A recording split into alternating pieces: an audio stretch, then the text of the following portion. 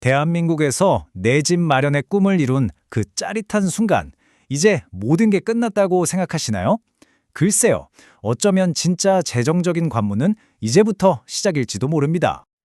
자, 한번 상상해 보세요. 여러분이 인생에서 가장 큰 지출을 한 바로 이 시점, 무엇이 가장 큰 위험 요소일까요? 아마 대부분은 주택담보대출의 이자나 원금을 떠올리셨을 텐데요. 그렇죠? 놀랍게도 많은 사람들의 발목을 잡는 건 따로 있었습니다. 바로 자금 출처 조사입니다. 이게 뭐냐면요, 쉽게 말해서 국세청이 아니, 이 집 살 돈 대체 어디서 났어요? 하고 꼼꼼하게 들여다보는 거예요. 집을 사는 과정에 진짜 마지막 관문이자 잘못 걸리면 정말 혹독한 대가를 치르게 될 수도 있는 그런 단계죠. 자, 그럼 지금부터 실제 사례들을 통해서 이 조사가 얼마나 무서운지 한번 알아보겠습니다. 첫 번째는요, 대출이자 좀 아껴보려다가 배보다 배꼽이 더 커진 경우입니다. 이분의 상황을 한번 보시죠. 14억짜리 집을 샀는데 가지고 있는 돈은 8억 원. 보시는 것처럼 6억 원이 부족했습니다. 보통은 6억 대출 받아야겠다 생각하잖아요. 근데 이분은 다른 길을 택했어요. 바로 7년 동안 신고하지 않고 차곡차곡 모아둔 현금을 쓰기로 한 거죠. 왜? 당장 나가는 대출이자가 너무 아까웠던 겁니다. 대출 안 받으면 그 이자만큼 버는 거다라고 생각했지만 현실은 국세청이 이 6억 어디서 났어요? 하고 파고들기 시작한 거죠. 결국 7년치 소득 전체에 대한 강도 높은 세무조사로 이어졌고 모든 게 드러나 버렸습니다. 이것이 바로 그 선택의 대가입니다. 2억 원. 결국 이분은 원래 냈어야 할 세금에 더해서 일종의 벌금인 가산세만 약 4천만 원에서 5천만 원이 포함된 총 2억 원의 세금을 내야 했어요.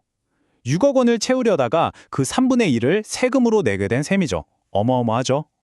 결국 전문가의 조언은 명확합니다. 세금 폭탄이라는 엄청난 위험을 감수하느니 차라리 안전하게 대출 이자를 내는 편이 훨씬 더 현명한 선택이라는 거죠. 계속해서 다음 사례를 보시죠.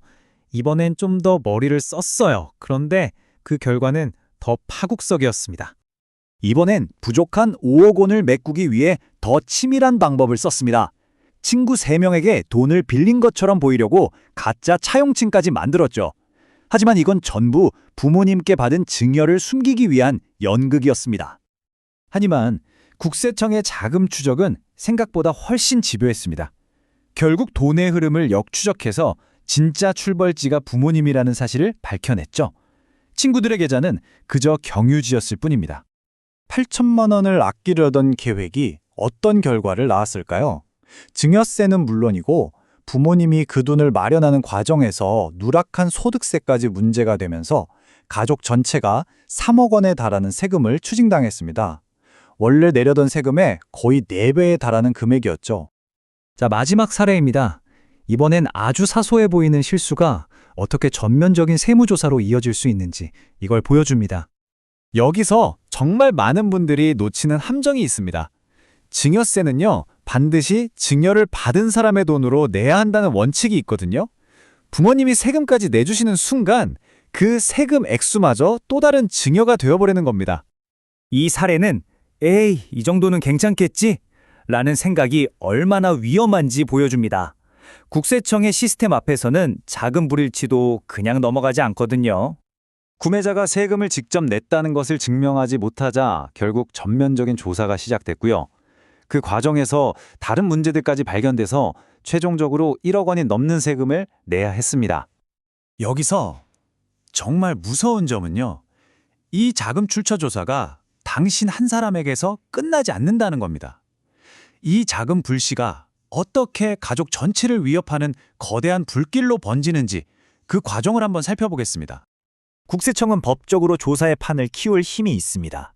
다시 말해 여러분의 집 구매에서 시작된 작은 의심 하나가 눈덩이처럼 불어나서요, 부모님의 옛날 소득 기록은 물론이고 가족이 운영하는 사업체 장부까지 파고드는 거대한 조사로 이어질 수 있다는 겁니다.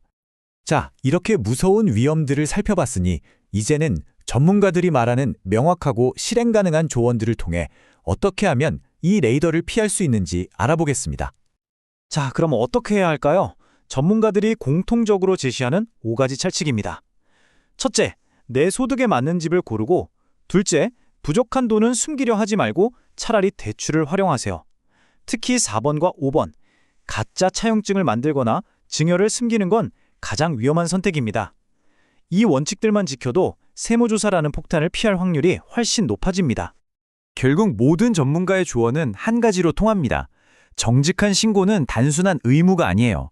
나의 자산을 지키는 가장 현명한 재테크 전략이란 것입니다. 마지막으로 이 질문을 던져봅니다. 눈앞의 작은 이익을 위해 더 큰 위험을 감수할 것인지, 아니면 투명한 과정을 통해 장기적인 안정성을 확보할 것인지, 선택은 여러분의 몫입니다.